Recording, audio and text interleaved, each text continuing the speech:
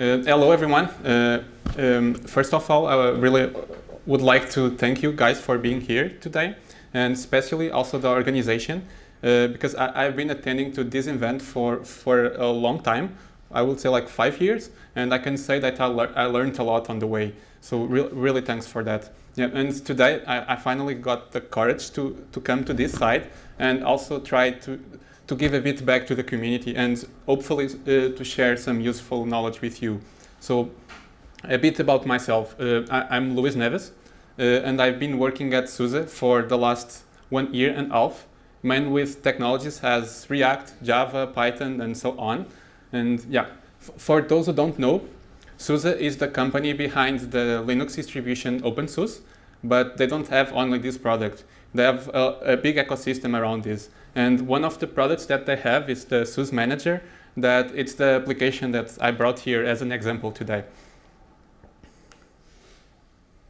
So what can you expect from this presentation? Yeah, my plan is to start talking a bit about legacy applications, then go through some basic web architecture concepts, and after that I want to show you the use case of SUSE Manager and how we integrated React on that, and also how we migrated it from a really slow multi-page application to a single-page application. Yeah, and also I will talk about some performance improvements that we did on top of that. Yeah, and if I have some time, I will also go through a small demo for you, so you can see really the results of this work. Yeah, so what is a legacy application? Yeah, I would say that for me, like it's something that most of programmers dislike. So unless you are really close to retirement and you want to work in an application that doesn't change, you are comfortable, yeah, that would be a good case. Yeah. So it's also an application that relies on really old technologies that are not maintained anymore, but since your application is in production, you still have to maintain it. Yeah. It can also be the part of your application that you can say that is like, oh, it's working, don't touch it. If you touch that part, not even God knows what will break. So who never said that in your careers, right? Right. I'm always saying that. Yeah, I would say that this mostly happens because when you have some code on your code base that the developers who wrote it probably already left the company. So a lot of history was lost on the way. Yeah, I wanted to share with you also this image that it's a bit about legacy that I really find it funny. So on the left side, we have a normal developer like us that it's starting his dream, like building an application from scratch, like with a clean state, with solid foundations, and in a place where he can really applies the best patterns that he learns. And on the right side, we have the same developer that after some months that he just finished his application, and yeah, he just realized, oh, damn, I created a mess, even more messier than the original one. So what do I want to conclude with this image? It's basically that legacy should be handled always step by step, not like everything at once, because unless you work for a company like Facebook or Google, where you have enough resources and bandwidth to try to fail and to fail, yeah, and to try again like multiple times until you reach like the perfect solution, it's probably not to follow this approach. Yeah. So I would say that the biggest cause for unsuccessful refactors is that legacy applications can be really a well of history. So you can really easily overlook the complexity by a simplistic view. So without the right project experience and bandwidth and time, yeah, really like it.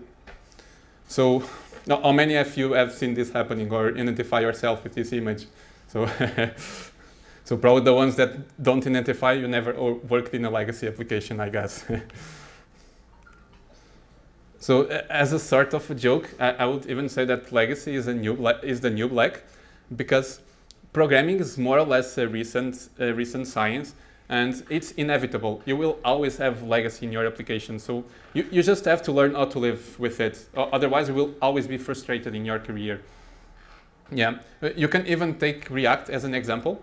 Like last year, the state of the art for React was to use render props, hardware components, and stuff like that. And if you see how React is now, it's all about React hooks. So in the next year, probably, render props will be legacy. So you just have to learn how to live with it. So when it comes to legacy, I would say that I have two rules that I really like to follow to try to avoid legacy in application, or at least try to live with it.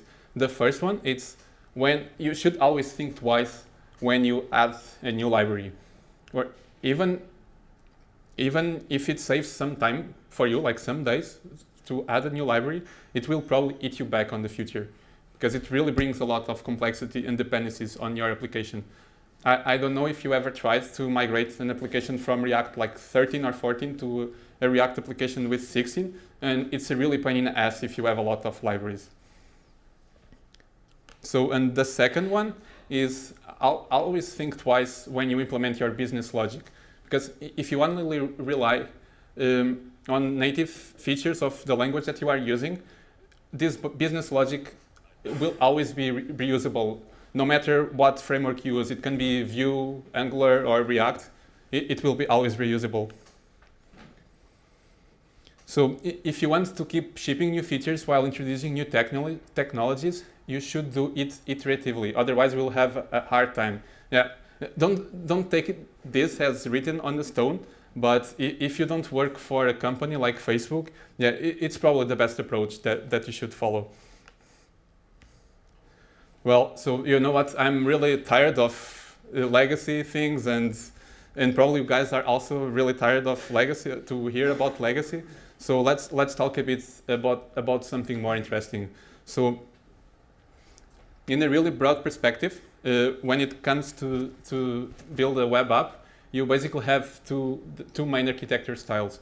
The first one is the multi-page application, where it's the most common one. It's the architecture that you see everywhere. It was the first to appear also. And it's basically everything are links. Every time you click in a link, you go to a new full page. Yeah. And then we have the single page application, that it's a more recent architecture. It basically arose because now users are expecting something more. They have more expectations for more interactive pages and things more dynamic. Yeah. There isn't a perfect architecture, in my opinion, but you really should try to choose the one that suits better your requirements. Okay, so as I was saying before, we have the multi-page application, that it was the first web architecture style to appear. It's based on links, and it relies on server routing, and most of the logic is implemented on the server. And then we have single-page applications, that it's only one dynamic page. It takes advantage of Ajax to update the page. It relies on client routing, and it also uses JSON or GraphQL APIs to fetch your data that you need to render your page. So in this page, I just made it easier for us to understand like the advantages and disadvantages, the pros and cons between both architectures. So on one hand, we have the multi-page that are easier to developer. They will probably have better SEO, that it's basically the term that we use to say how indexable and how a search engine like Google categorize your page. But it will be probably slower on transactions, and it will be really coupled with backend technologies. And on the other hand, we have the single page application that are really good for rich UIs. It can be independent from the backend technology, but most likely will have bad SEO, and it will be harder to developer, because since you have to add so many technologies, it will really make your code base more complex. So what about an architecture style that can take the best of both worlds? So that's exactly what we did in SUSE Manager, the case that I brought here today, where we migrated from a multi-page application to a single-page application. So in the end, we basically have a hybrid solution. Yeah, and that's all about web architecture styles. I hope you are not bored yet, because I really worked hard on this presentation to make it more interesting for you. So, and you know, for an IT guy, it's hard to be here on stage. So I hope you are not bored yet. So let's now go for some more interesting examples. I will show you some code and examples of how we implemented this. Okay, so let me introduce you the Uni project. Does any of you know what is the Uni project? Okay, good, one person. So basically, the Uni project is the name for how the community knows the SUSE Manager, because as SUSE Manager is open source, so we need to have a name where people can contribute and use. And basically, it's an application that has the goal to manage data centers. It's from one central point, you can manage multiple Linux systems. Either it's a VM or a bare metal physical machine or a Raspberry Pi, you can manage it from there. So it has a code base older than 17 years. It relies on a lot of legacy technologies, and it also has more than 600 GSPs. So for those who don't know what is a GSP, you can more or less match one GSP for page or a fragment of HTML. So it's quite a lot to refactor. And yeah, it used to be a pure multi-page application, but it's not anymore. Yeah, if you want to check the code, you can check it on this link. Everything is open source. So in Uni, we had the need to modernize our UI, because as I was saying before, the customers are expecting that the new features are really more interactive and dynamic. So at a certain point, we really have to make the choice on which framework to use. So, and the chosen one was React. Yeah, it's really nice because the React team really did a great job to make it easy to integrate in existing applications. So basically, you have a function that is React DOM render, and you just pass the component that you want to render and the ID for the container of your app, and that's it. You will have a React application in the middle of a page. Oops. Sorry for this. Okay, back. So the good thing about this method also is that you can use it as many times as you want in the same page. So we kind of took advantage of it and started to add React iteratively through the page. So as you can see in this image, the blue boxes are already using React, but the red boxes are still using some server-side render technology.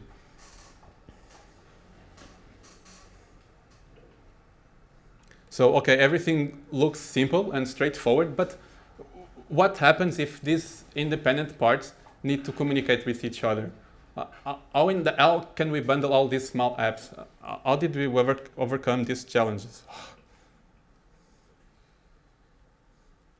think I'm pressing something that I shouldn't.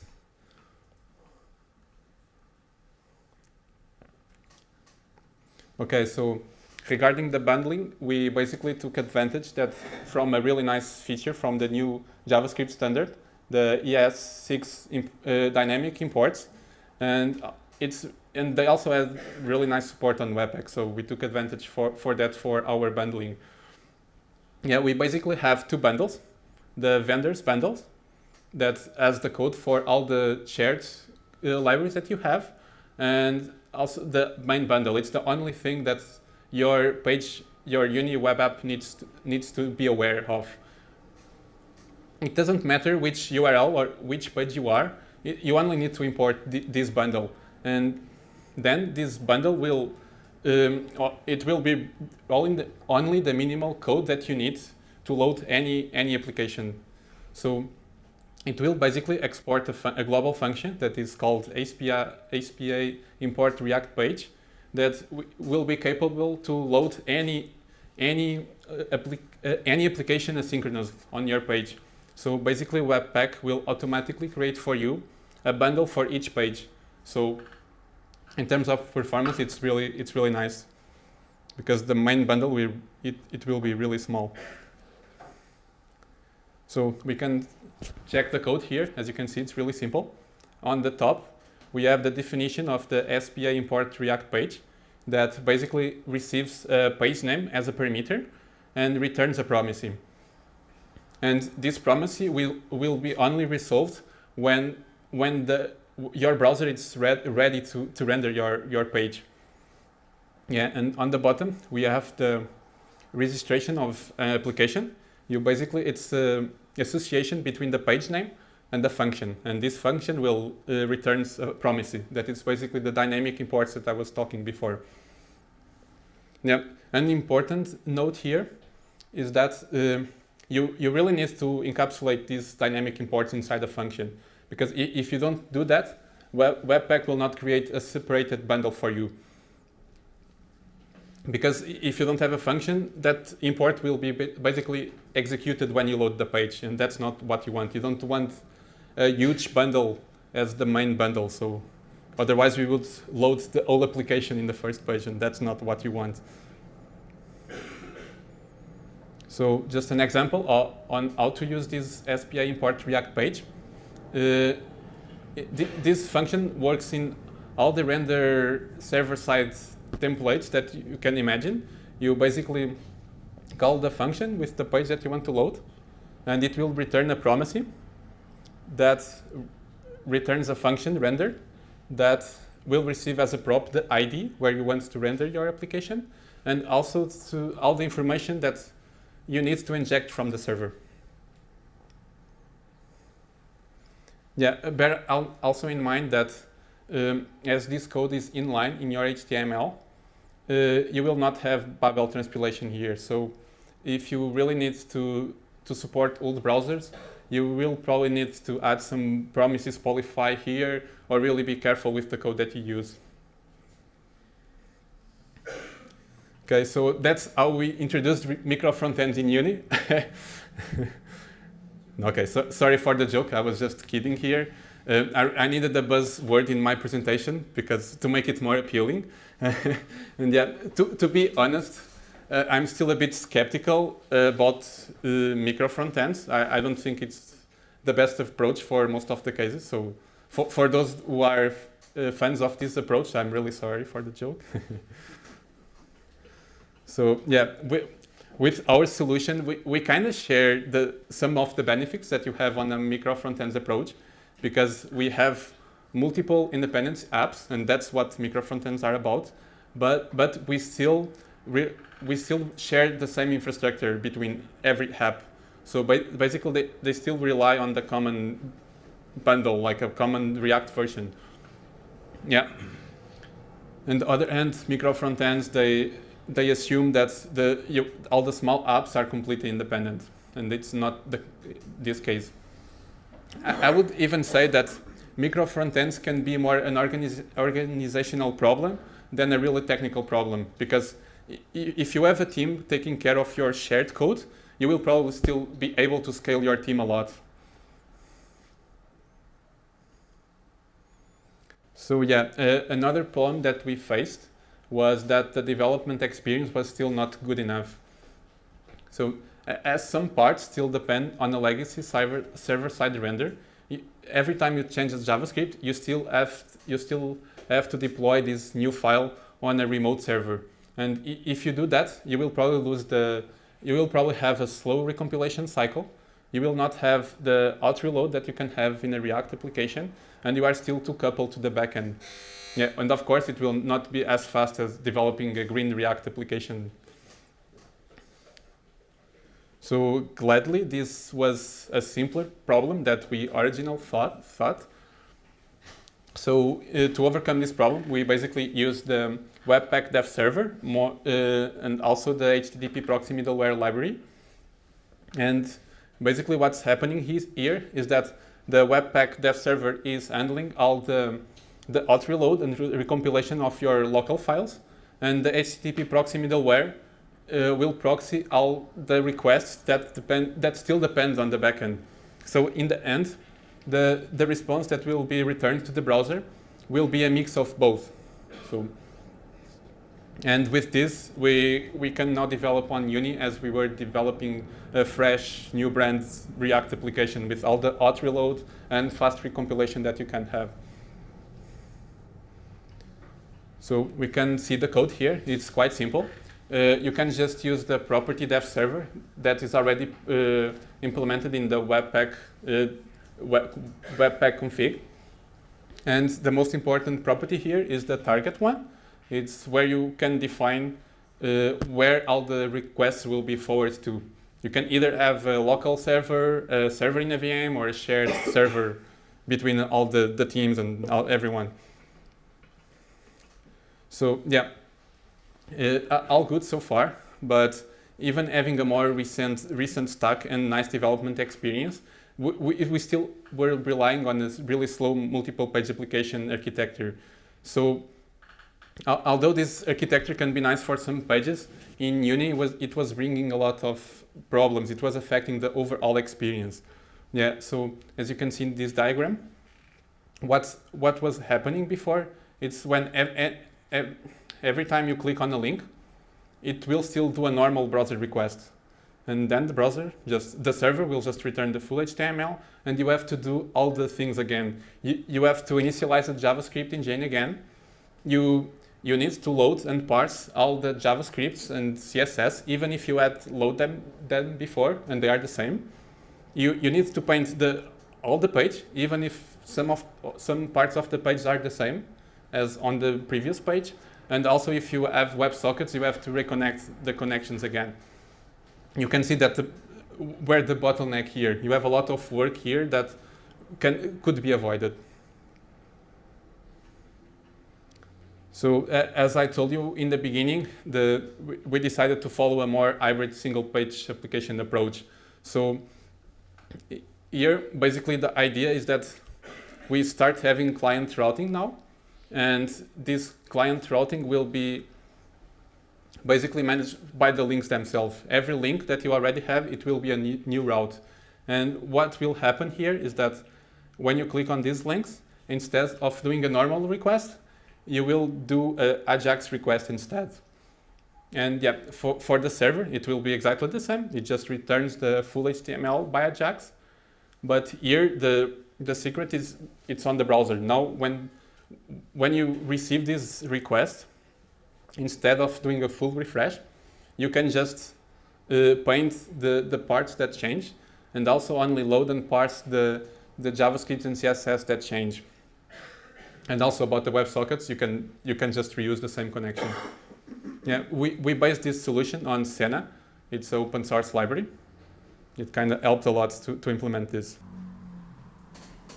So the major challenge that we faced while implementing this solution, there were not that many, but basically was adapting bad behaved code to avoid memory leaks. In React, if you don't implement the component will mount lifecycle method, when you initialize some resources, if you don't release them, you will probably have memory leaks in a single page application. And also another one was to make sure that every time you transition between pages, you really clean all the old React.js trees. Because if you don't do that, eventually your browser will crash. Yeah. Anyway, the amount of work needed here was minimal compared to a big architectural refactor on your application. So after implementing this solution, we started to notice that we still had some performance problems that could be improved, tackled. Yeah. The first one is the experience that you can have between each page. For instance, in this case, as you can see on the GIF, every time you click the link, you still can see a white page there. And why is this happening? This is more or less to be expected, because the engine that we are using, Senna, has no way to know when the new page is ready to be transitioned to. So what's happening is that you remove the old page, then you add the new page, and while React is finalizing the first render, you can see a white page there. That's what's happening underneath. So how did we overcome this problem? we basically extended the default transitions from Senna and tried to make it a bit more asynchronous. So what we did was to start rendering both pages instead and leave the old page as a placeholder. And only when the React finished the first render, you make the transition. So it will be really smooth, the transition here. Well, in the end, this is not really a performance improvement because in the end, it's taking the exact same time to render, but it's more a perception performance problem because in the end, what matters is how the user sees how fast your application is. That's what matters. If your user thinks that your application is fast, it doesn't matter if it takes the same time. So some possible work that we can still do on the future, since we are using Ajax, we can like take advantage of that to start prefetching the page before, so the transitions can be way smoother. So one example could be that we could start prefetching the page when you do the mouse over on a link. Well, this can be an early optimization, but the feeling that you will have with this is really cool because it will look like a native desktop application. And the other one that we started to experiment with this one, it's to prefetch pages on mouse down. Because by default, I didn't know this, but by default, when you fetch a page, it happens after a click. And in the end, the after click happens after the mouse down. It's when you press the button, then you do the mouse up, and then the click happens. And due to hardware limitations, this time can be like around 100 milliseconds. So why are we losing this time? Because probably if the user already pressed the mouse down, almost 99% that he will finalize the click. So we could just start fetching the page before. After some experimentations, we saw like some improvements of 100 milliseconds per page. Okay, so we can go now through a quick demo, so you can see the really results of all this work. Okay, the mouse is here.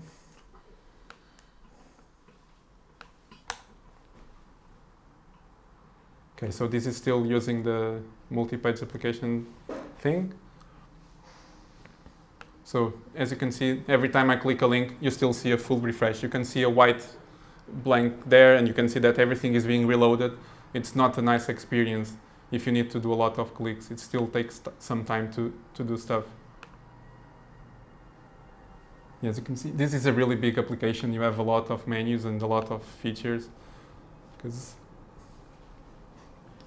Okay, let's now see the new one after all this work.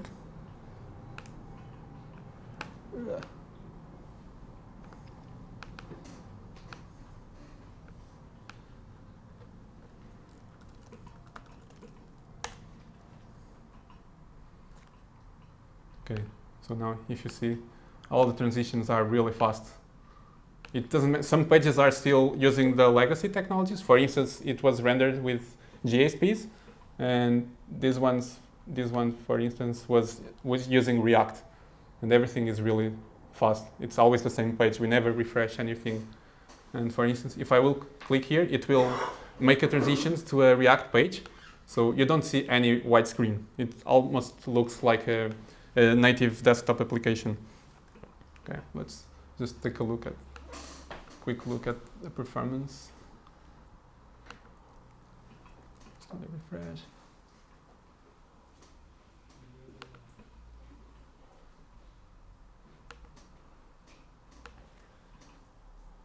Okay, here we can really see what's really happening underneath.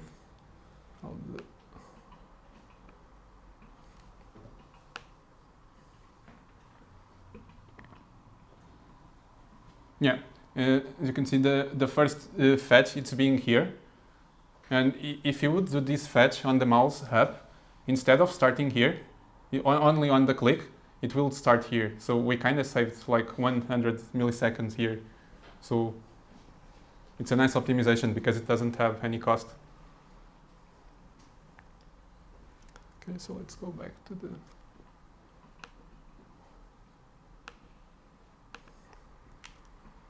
So yeah, one tip that I wanted to give you today is that I hear a lot people like complaining, oh, but I never have time to do this kind of refactors. So don't get frustrated by that. If you are proactive and first generate the need for your upper management, you will probably have the time, because if they see that it's something useful to have on your product, they will try to find the time for that. It can even, one thing that I did, it's like in the end of the day, if I'm just bored of one feature or of a bug, you can just try to take 30 minutes of your time and start building some proof of concepts. And with that, just present it for your manager, and maybe we'll get the time. At least it worked for me. So yeah, so thank you. It was all that I had to bring here today. And I also wrote a blog post about this, so you can check on my Medium if you want to see more details. And yeah, thank you.